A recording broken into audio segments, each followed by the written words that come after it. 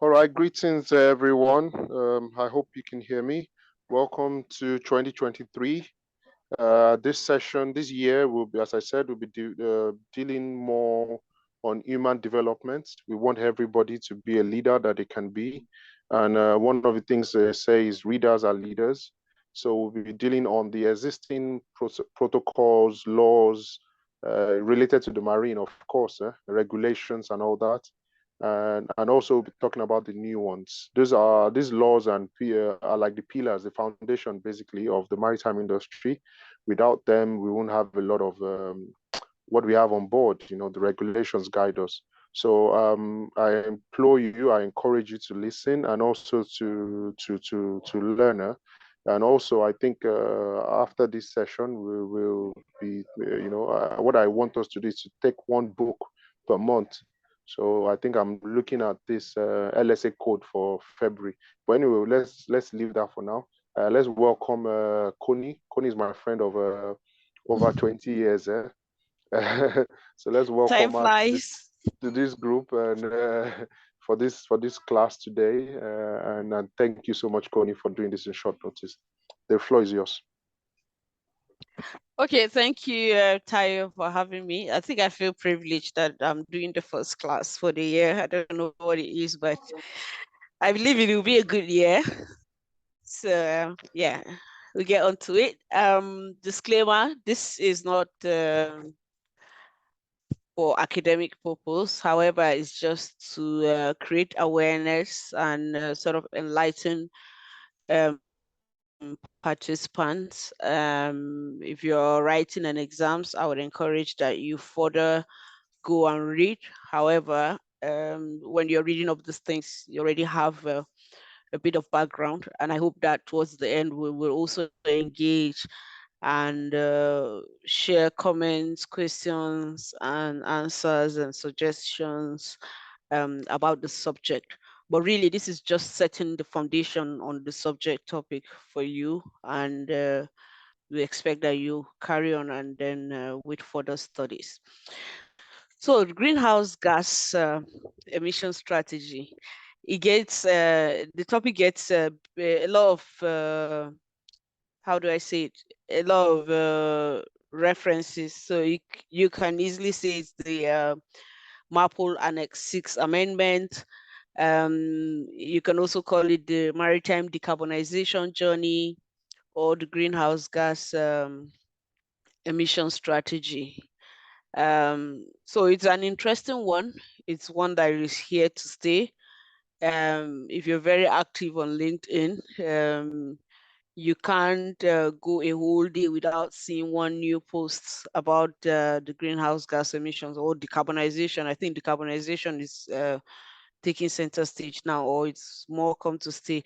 So if you're following like most of these classification societies, if you're following them on LinkedIn, you'll see that almost every day there's a new post with regards to decarbonization in shipping. So, and that's why it's very important that we also connect, discuss, share information. Hopefully some people go away with new information. And if you have any doubts, hopefully go away with clarity. And again, this also prepares us for what's to come or what has come, because decarbonization, the journey has started. It's 1st of January 2023. It has started.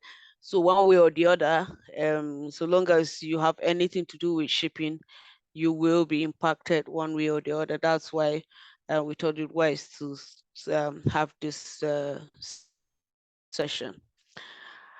So the key learning outcomes will look a bit at the background of MARPOL and understand the scope of MARPOL Annex 6 and amendments, the IMO greenhouse gas emission, what the strategy really is, and understand the specific IMO requirements for EEDI, EEXI, and CII.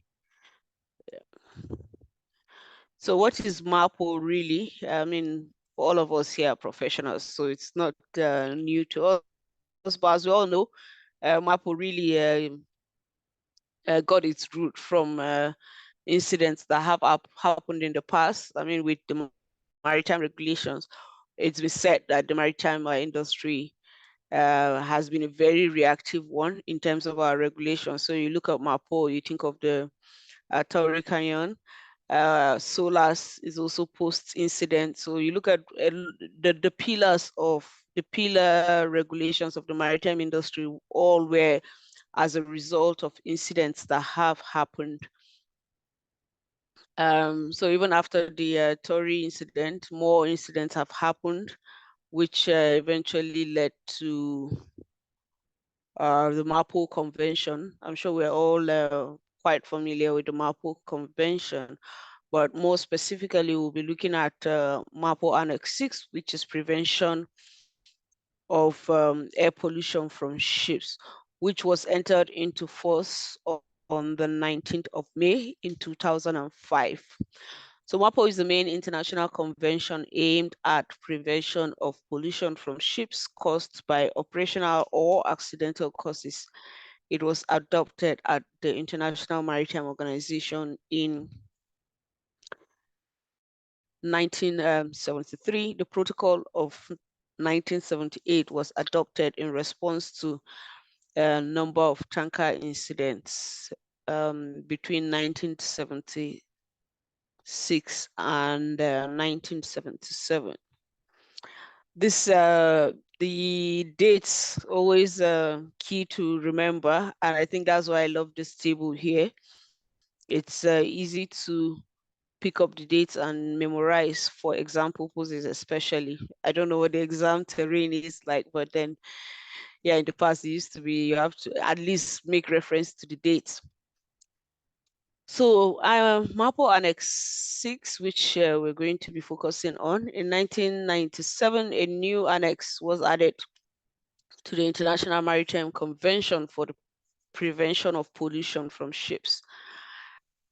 The regulation for the prevention of pollution from ships, that's Annex 6, seeks to minimize airborne emissions from ships, that's the SOx, NOx, OTS, and VOC, shipboard in the VOC from the shipboard incineration, and their contribution to local and global air pollution and environmental problems.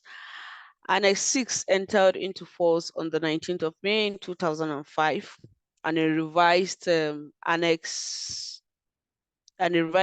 with significantly tightened emissions limit was adopted in October 2008, which was entered into force on the 1st of July 2010. I mean, like I said, you can read up all of this, but the essence of it is just to build up to the main piece for the day. In 2011, IMO adopted mandatory technical and operational energy efficiency measures, which are expected to significantly reduce the amount of CO2 emissions from international shipping. These mandatory measures was translated into the Energy Efficiency Design Index and Ship Energy Efficiency Management Plan. So every vessel was supposed to have this big document, i.e. the Ship Energy Efficiency Management Plan, which details how energy would be managed efficiently on the ship, and then the Energy Efficiency Design Index. So for the EEDI, vessels that were going to be built are supposed to come with some measure of energy efficiency. So most vessels that were built after 1st of January 2013 had a level of energy efficiency built into them. And as we progress, you see the significance of the EEDI in today's world. So the diagram at the bottom just sort of shows the timelines of the journey for MAPO. And as you look at it, you can be picking up the timelines that affect MAPO Annex 6. And I think one key thing, even though I used to have this in another presentation, one key thing that has also impacted The MAPL Annex 6 is the Paris Agreement and Kyoto protocols.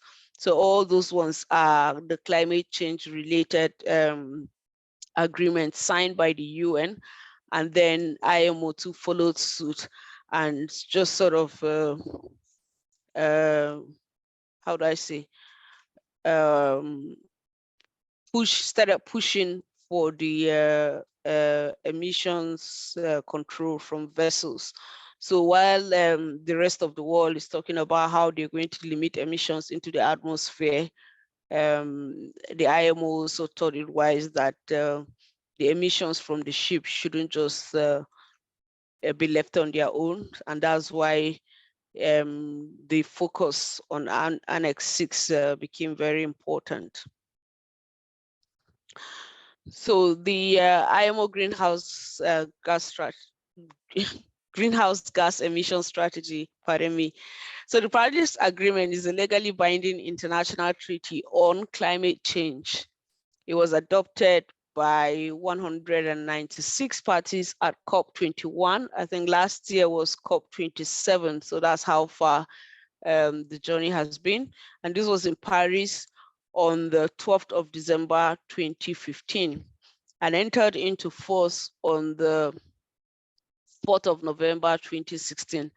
IMO has adopted important guidelines aimed at supporting the implementation of mandatory measures to increase energy efficiency and reduce greenhouse gas emissions from the international shipping, paving the way for regulations on EEDI and SEMP. So I think EEDI and SEMP from the previous slide we said came into force in 2019. So that was ahead of the adoption and coming into force of the Paris Agreement. Yeah. So in 2018, the IMO adopted an initial strategy on the reduction of greenhouse gas emissions from ships, setting out a vision which confirms IMO's commitment to reducing greenhouse gas emissions from international shipping. So the diagram below shows you the journey from 2008. In 2008 is the base, is set as the base year. So the blue line up here shows if, for instance, IMO did not chunk out new regulations or new standards for operations or for efficiency, for energy efficiency on board vessels. What it means is that we're going to continue to pollute the environment further and further increasing the calamity of climate change and greenhouse gases in the atmosphere. However, the IMO got into action and decided to roll out all these strategies and amendments to regulations, ensuring that or hoping that it's not going to be business as usual, and we would follow the path of the green line here, whereby in 2020, I think there's a slide on it. In 2020, that was when there was the sulfur cap regulation. January 1st, 2020, that was when we had the sulfur cap, and companies moved from using heavy fuel to low sulfur fuel, or installing scrubbers, or burning LNG methane as fuel because they had low sulfur content. The journey progressed further. Was anticipated that by 2030 we would have cut down 40% of the emissions as compared to 2008, sorry. And then it is expected to continue to 2040, 2050 and beyond. Now we are here just after 2020. We have the 1st of January 2023, which is where we are now, the reality that we live in. So, but before we jump into that, EEDI, Energy Efficiency Design Index, which was supposed to ensure that vessels that were built after January 2013 had a level of efficiency built into them, i.e. that efficiency would then translate into burning fuels more economically and emitting lesser greenhouse gases, right? And the EEDI is supposed to be verified. So all that happens in the design of the vessel, and then the vessel is expected to go into construction and carry out sea trial. Post sea trial, vessel goes into operation. But before vessel goes into operation, the vessel is supposed to also have a ship energy efficiency management plan. That's the SEMP.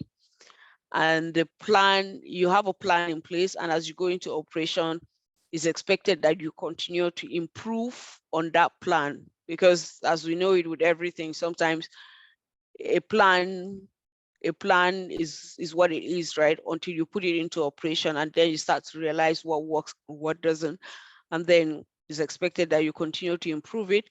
And upon that, then there is also monitoring, and that monitoring also gives an opportunity for improvement. So that monitoring is what you call the Energy Efficiency Operational Index, and it has this calculation there, which is the average fuel consumed over the cargo times distance. You can look up the um, the formula for EEOI. So bear in mind, EEDI, SEMP, EEOI. That was what we had as our 2013. Fast forward to 2023. Oh, that's 10 years exactly. Yeah. So bear in mind that, and then as we go along. So the strategy in earnest, this is what it is. You know, that small diagram that was at that bottom. This is what it is expanded.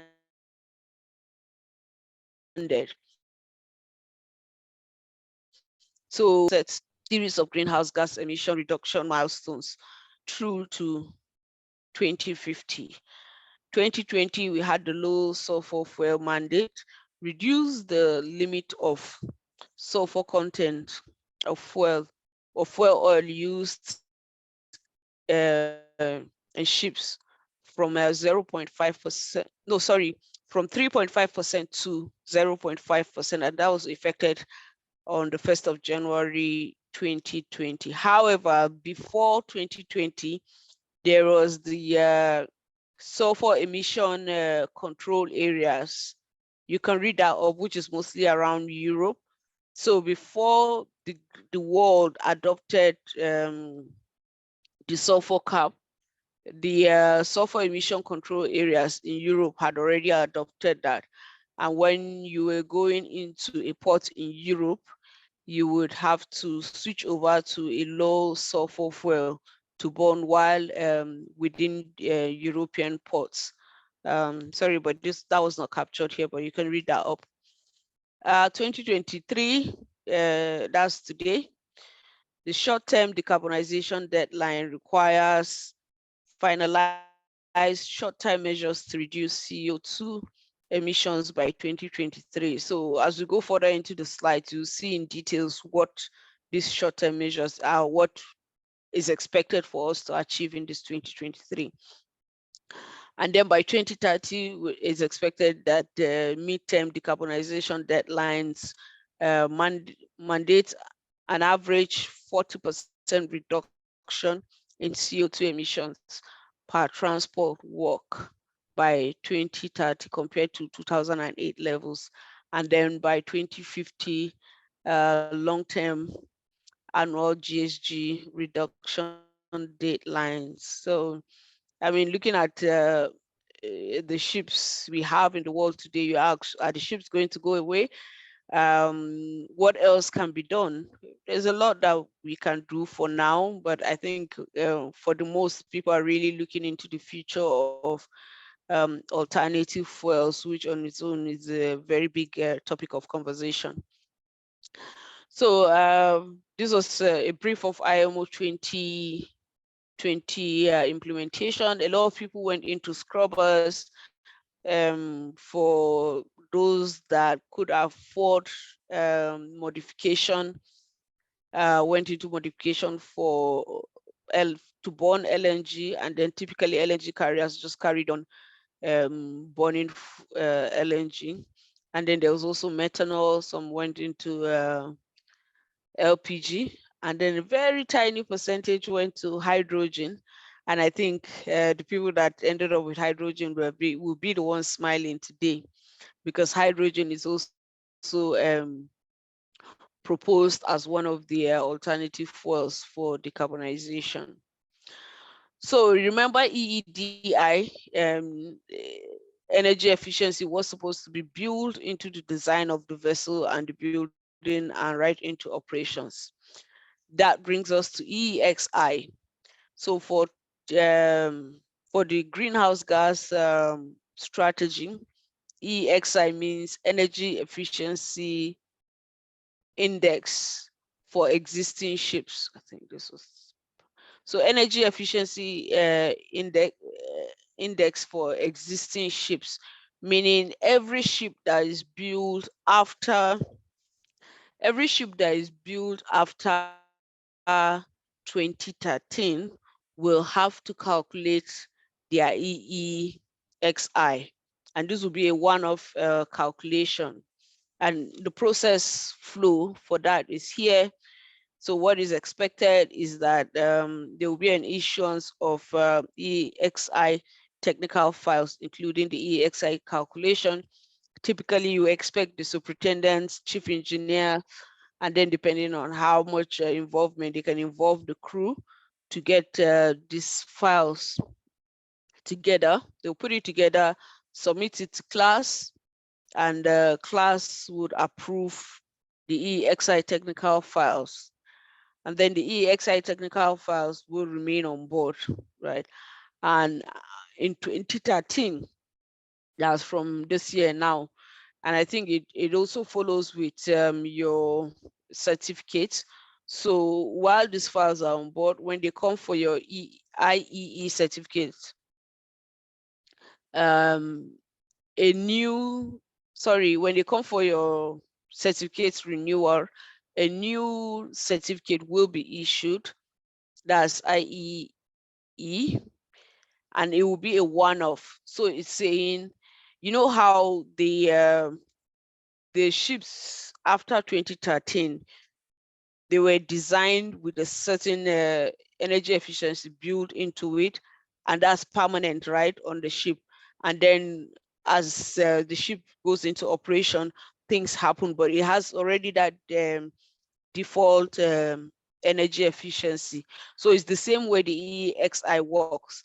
This one, it says, while you are in operation, we will do a calculation and find an efficiency index for you.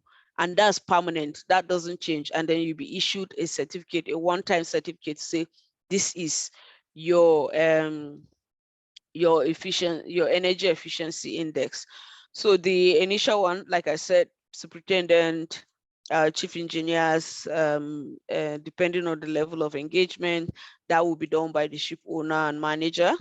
And then the second level for approval of the EEXI technical files, that will be carried out by the classification society.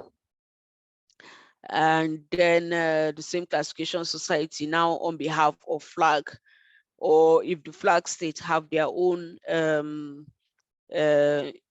surveyors, they would then come on board and issue, after verification, they would then issue the IEE certificate, which is a one-off.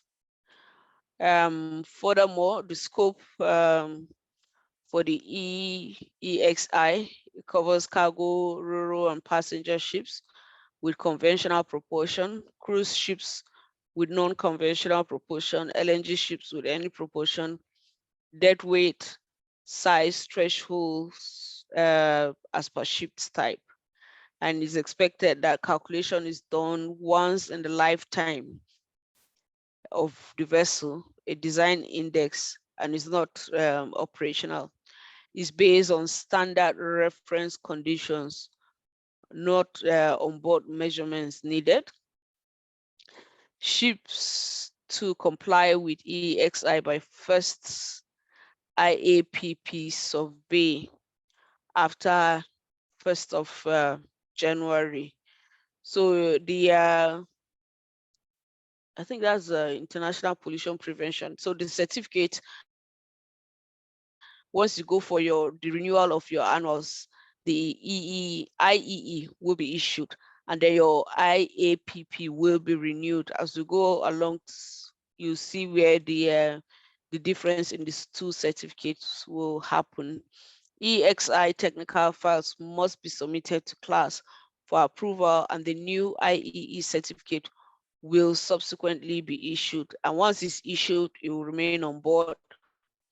This is what a typical calculation looks like. So you're looking at the machinery, you're looking at the fuel type, and then okay, and the sea condition, that's hydrodynamics, and that would eventually lead to the energy. So the figure below illustrates the context of the regulation as discussed. So you have your ship that was built after 2013. So bear in mind that ships built before 2013, they need EEXI, but ship built after 2013 already have on board EEDI, that's Energy Efficiency Design Index, meaning that energy efficiency that we're trying to calculate for these vessels today for 2023, ships that were built after 2013, after 1st of January 2013, already came with their Energy Efficiency Design Index. So in 2023, if your vessel was built after 1st of January, you don't need to do anything, right? So you then move on to the next level. So EEXI, if you look at the diagram at the bottom here, EEXI for vessels, and then DCS, that's a fuel oil data collection systems. This had already started in 2018, where vessels submit the fuel oil consumed annually. So they submit the fuel oil and the distance traveled on an annual basis. And that was also being used to calculate their EEOI, that's the energy efficiency operational index. So this will now that we're in 2023, this will now mean that EEOI, which used to be for the volume of fuel consumed in relation to the distance, has changed now to carbon intensity indicator. While we had our SEMP then on board, and we're just expected to routinely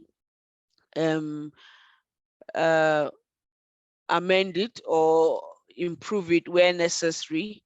Now we have an additional part to the SEMP. Then it was 2 parts, but now we have an additional one, which is ship operational carbon intensity plan. So we'll see the carbon intensity stories later. However, if your vessels have a very poor rating of energy efficiency index, there are several things you can do, which of course one of them is power limitation. So this diagram gives an example of power limitation. So this diagram was produced by sample data collected for vessels. and it said that if you want to reduce 2%, for instance, if you want to reduce 2% of carbon emission from ships, you would have to limit the engine power of a bulk carrier by almost 40%. And that would also feed into the desirable EEXI. So even in the calculation of the EEXI, it's not like there was a blanket check. There was a limit also given that vessels are expected to meet at least, and then carry on from there. So part of, so now, because if you calculate your EEXI and there's correction that needs to be carried out, you then go into power limitation, which is almost the only option to really reduce your carbon emission by design. So that's limiting your power. So here, two major methods have been identified for limiting the power of your engines, because we're still on EEXI, and which is still to do with engine power, your initial design, and all of that.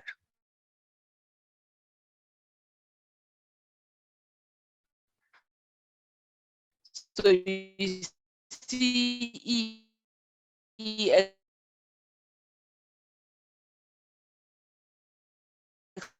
and then EEDI need to do anything. But if you're before 2013, now you need to calculate your EEXI. And if your EEXI calculation is not green for your type of vessel, then you have to carry out some measures to bring it to green. And that's where power limitation comes into play.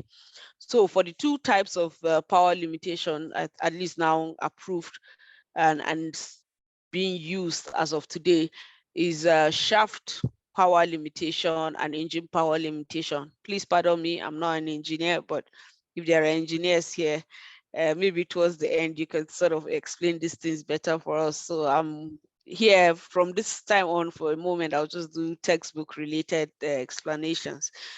So, and what they seek to do is reduce engine power, reduce speed, and likely reduce specific fuel consumption. The requirements for EPL guidelines are in MEPC 76. The session is named there. Non-permanent, I think that this is for engine power limitation, is non-permanent. Onboard management manual for Sharply, that's how they call it, Sharply and EPL. You're expected to have an onboard management manual, technical description, max shaft power, record book, procedures for override and reset. So there's definitely override and reset, because I think part of the conversation really is for piracy prone areas where you're supposed to go at a higher speed.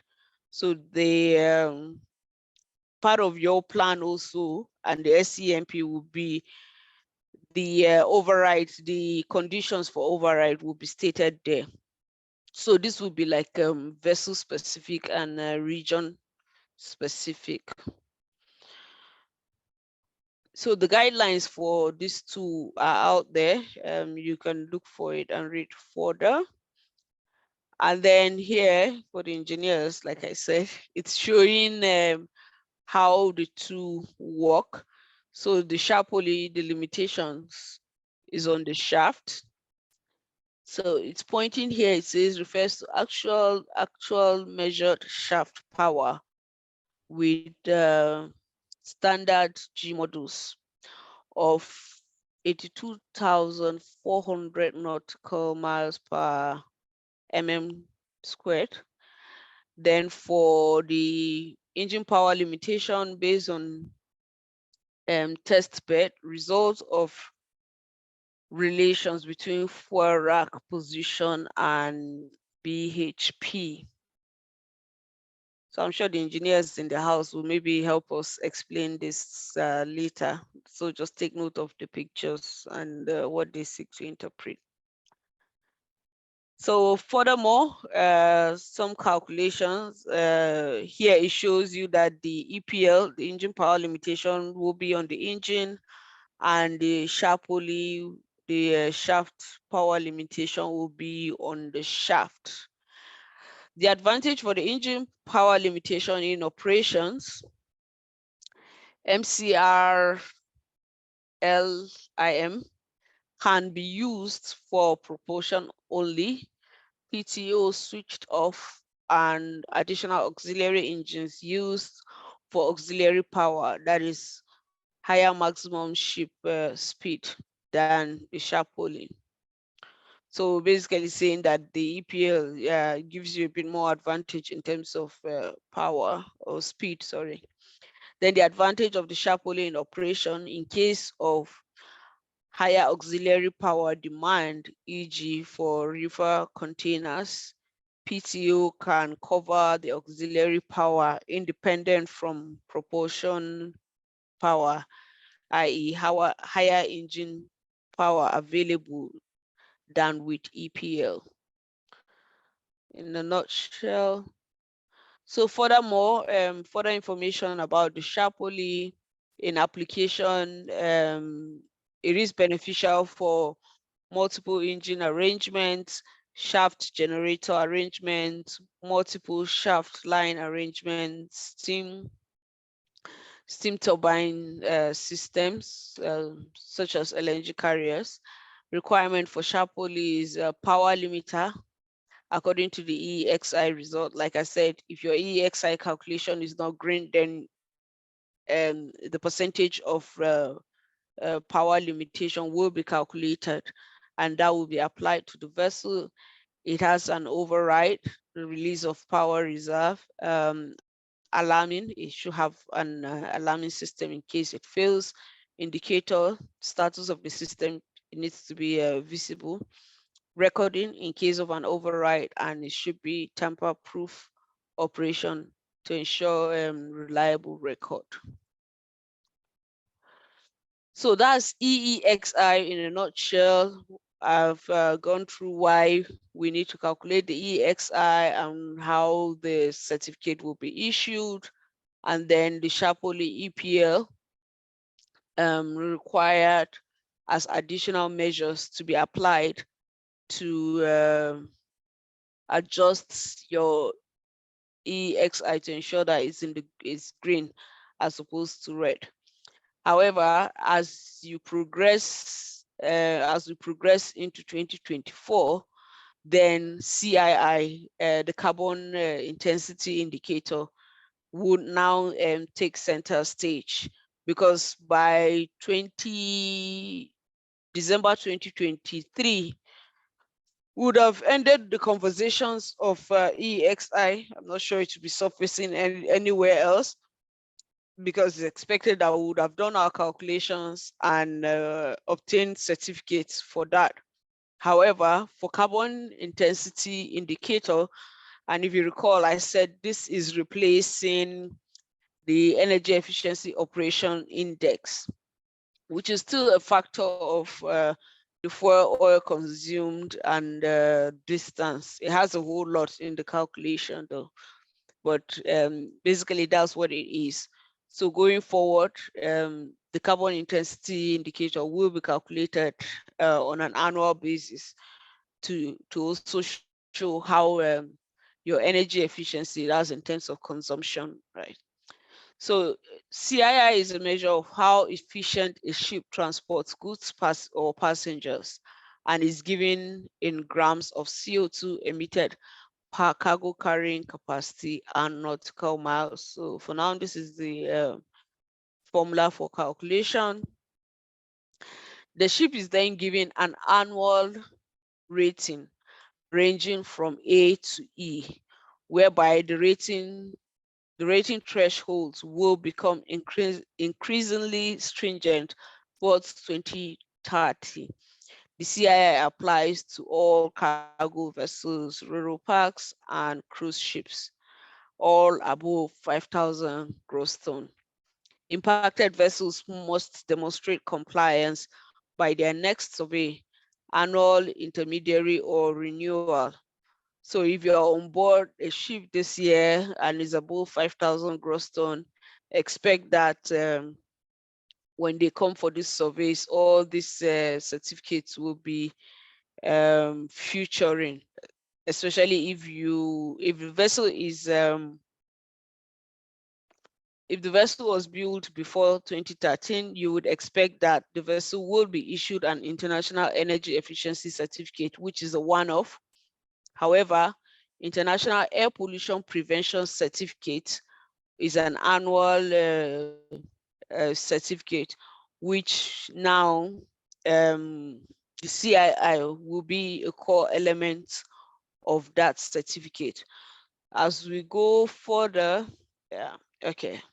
So now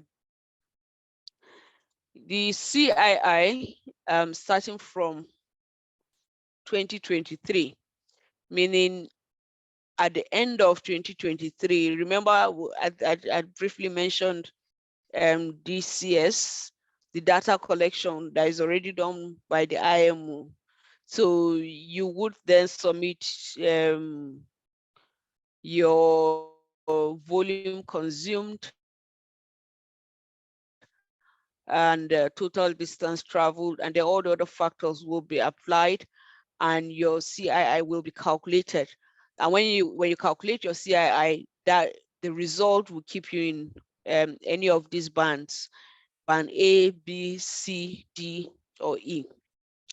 If you calculate your CII, let's say by January 2024, and you're in band C, that means you need to apply caution, because it's also expected that every year your carbon intensity is supposed to be reducing by 2%. So the era of not doing anything has passed. So if you're in C, it's already double wahala for your head. So you have to make you're doubling up the effort to ensure that you don't go to red and also trying to come back to green. But if you're in green between A and B, you're doing a good job. Keep up with the good job. Make sure you don't get to C. However, if you're in D or E, an audit will be carried out, and part of your SCMP, which is now the part 3, would detail the measures you're going to put in place to ensure that you come out of this red zone. So from 2023 onward is continuous work, because you can imagine that if you're in C, you're trying to reduce 20% the next year, 2%, sorry, the next year, and then struggling to ensure that you don't go into red. So the work of decarbonization is a never-ending one. It will continue.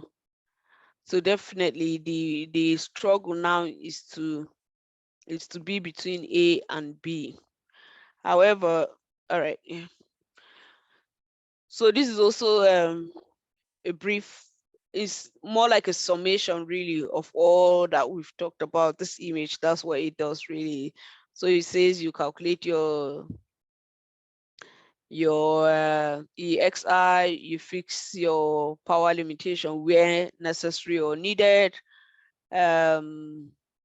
the overridable limitation, permanent limitation. So all the statutory activities, class acceptance, issuance of IEEC,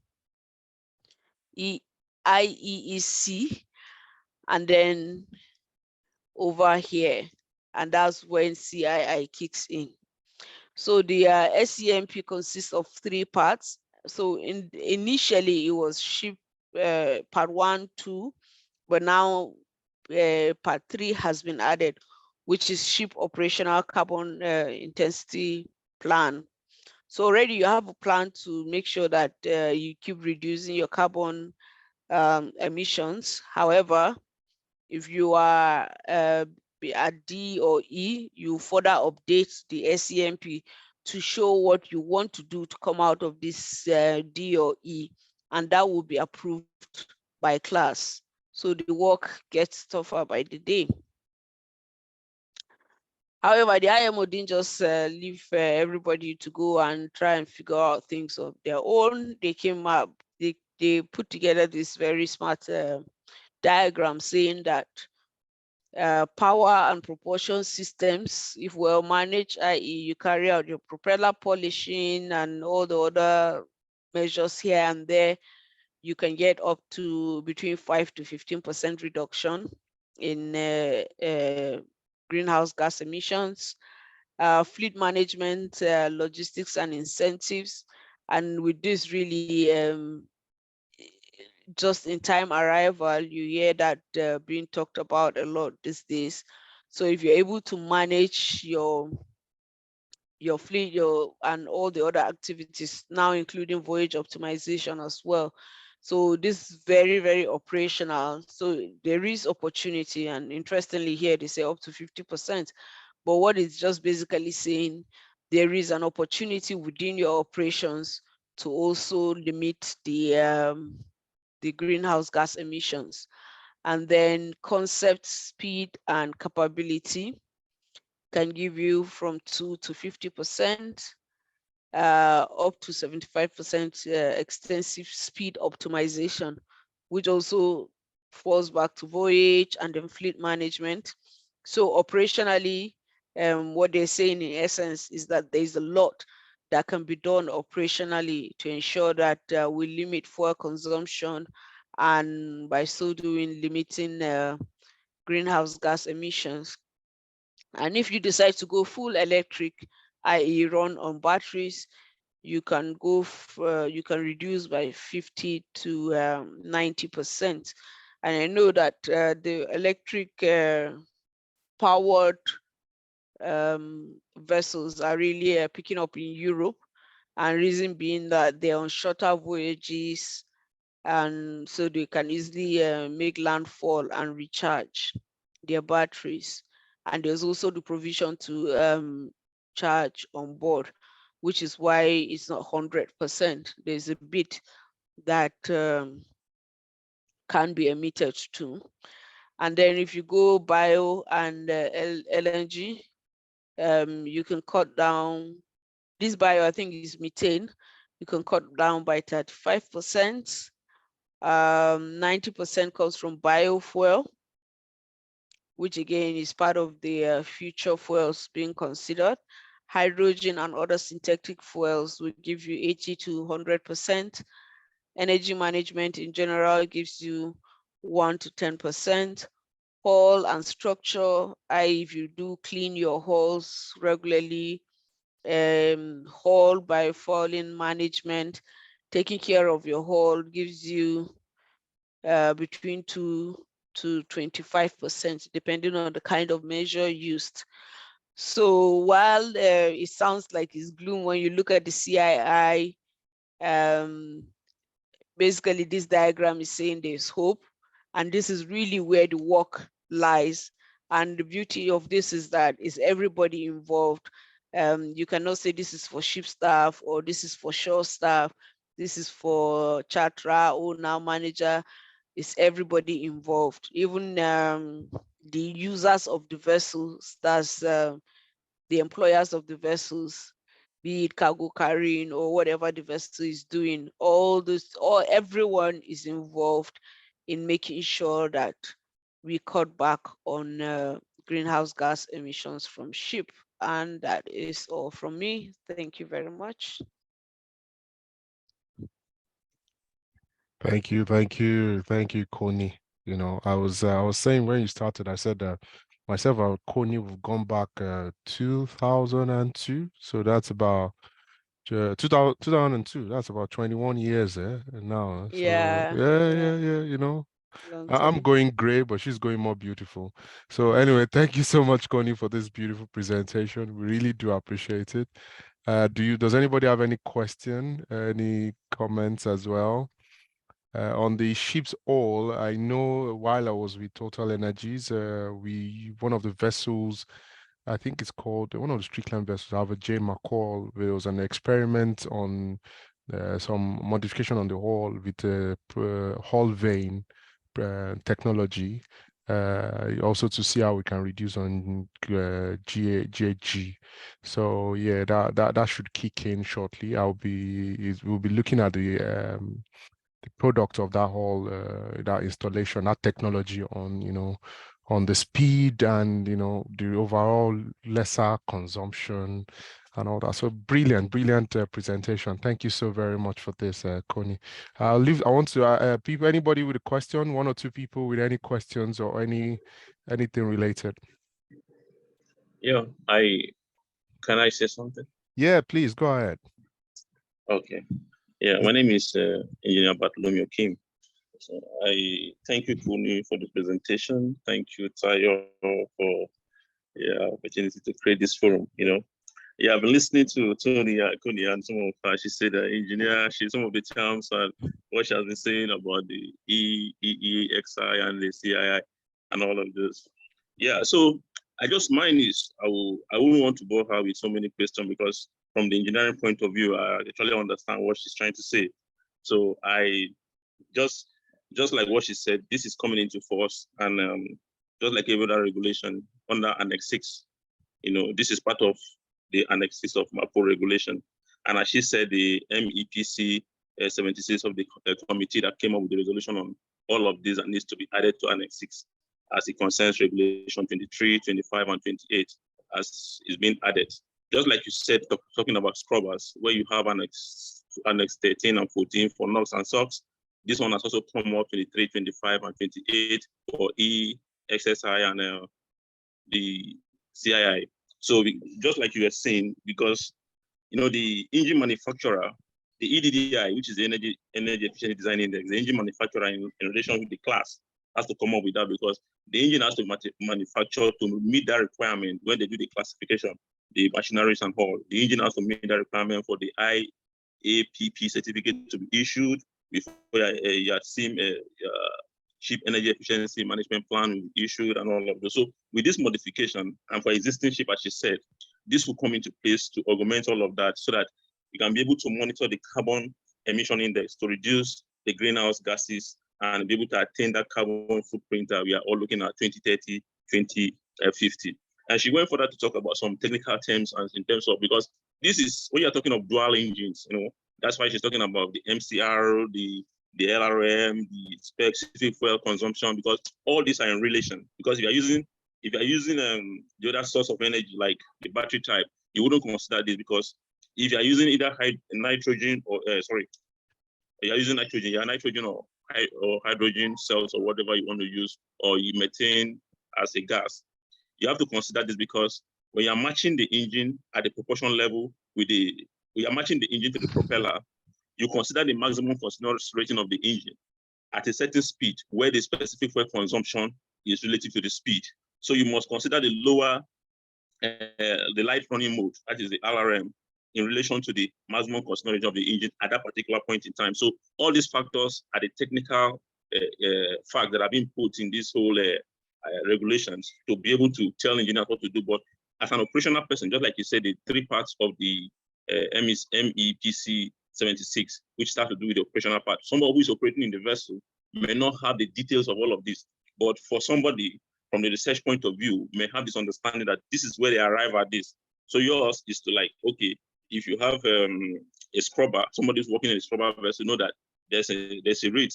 You must be able to emit SOx if you exceed that limit. So it has been designed already, certificate has been issued. So yours is to ensure that those limits are met. Operationally, whatever you are doing on board must ensure that it does not exceed those limits. So you must put those measures in place as an operational engineer to ensure that those things are done at regular interval, not to be able to violate these regulations. Like she said, if you are going to Europe before this time, EEXI areas, there were regulations on sulfur 0.5. Before it was 3.5 globally, and then 2000 and it came up. So these are the regulations that are in place. So I really appreciate from my own point of view, she has been able to give us more insight because more persons are yet to understand that this has come to stay, and a lot of research going on currently on the best fuel to use and the kind of engine technology that will be able to attain this. So a lot of investment in terms of infrastructure, how to store this energy on board. Because if you're not using diesel, which you have diesel tanks, if you're using hydrogen or nitrogen or you're using methanol, the storage facility has to be a step up. The technology to step off and all of those. So a lot is going on in terms of the ship design and talking about the hull, because resistance, ship resistance is relative to the specific fuel consumption as well as the speed as well. So you must do as well, because current research talking about those are hydrodynamics effects that help also reduce the amount of CII that is going to be emitted in terms of what carbon, fuel you're using. So you consider all those things in terms of the propulsion and the machineries and all of those. So I really want to appreciate her for what she did. This is my own contribution to add to what she has also said. So thank you very much for your time, and I really appreciate it. Thank you. Thank you. Thank you. Thank you. Officer Bart has also come a long way. I've come a long way with him, you know. Yeah, yeah. So, you know, these are decades of friendship as well. Thank you so very much for Thank the you, Bart. Nice connecting with you here. Yeah, yeah. So this is where we connect people. It's just that I cannot change my name to Nokia, you know. I've said Yeah, Nokia Okay, connecting thank people. you, Koni. Yeah, all right, good. Any further contribution? So I was, you know, while you were saying this, you know, in Europe or like in the UK, most of the houses are graded, you know, with the energy rating. So you see A, B, C, D, and you know it just plays the same way, and they will tell you, okay, your house is C at the moment. These are the things you can do to bring it to a B, you know, and all that. So you know it's very par. So I'm looking. Let me ask, Emmanuel, Engineer Emmanuel. So when was your vessel built? The vessel you are on now. Let's see if you are going to be if you're going to be affected.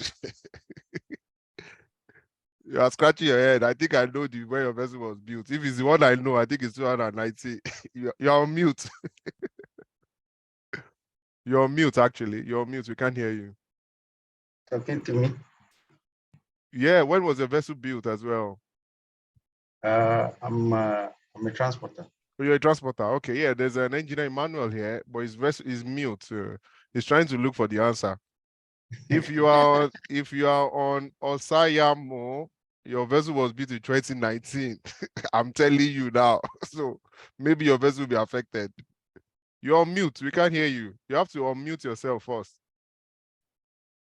We can't hear you. No, we cannot hear you. Sorry. Okay, is anybody on board now that can tell us when their vessel was built? Don't worry, that's the only question I want to ask. I'm not asking too much question. You know.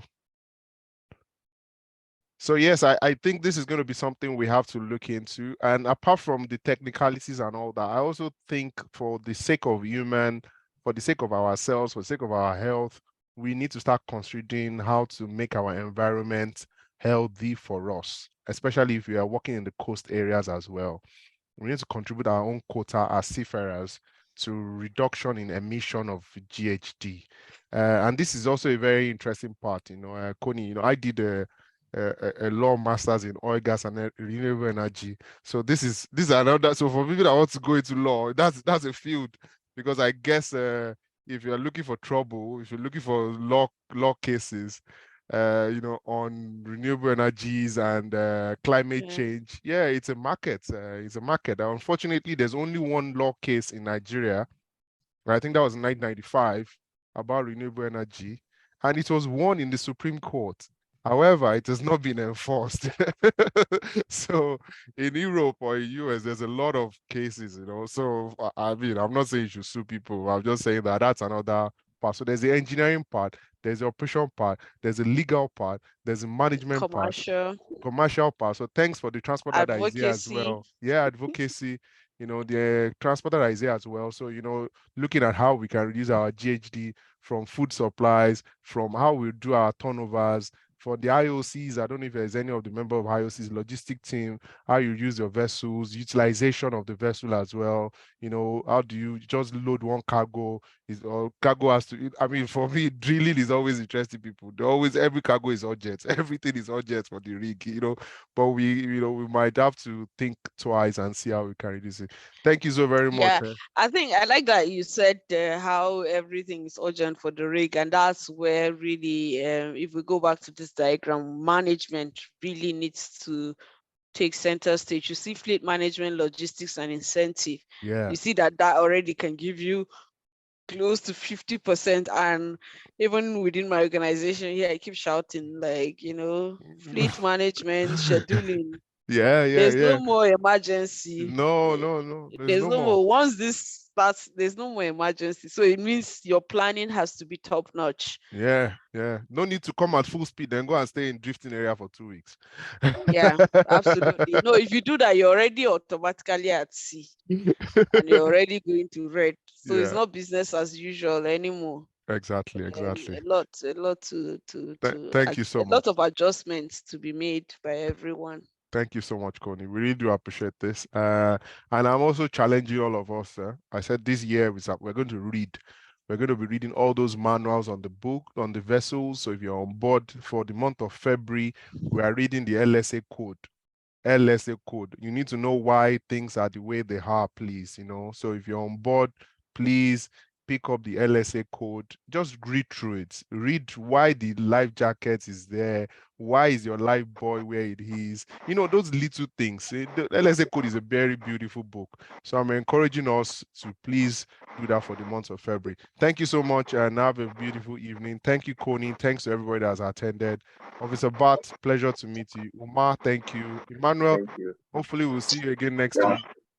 Now you are speaking now. Your mic is on. No, can you hear me now? Can you hear me now? Yeah, I can hear you now. Can you hear me? Yes, I can hear you. Tell me. Oh, sorry, please. I've been battling with network and the rest of them.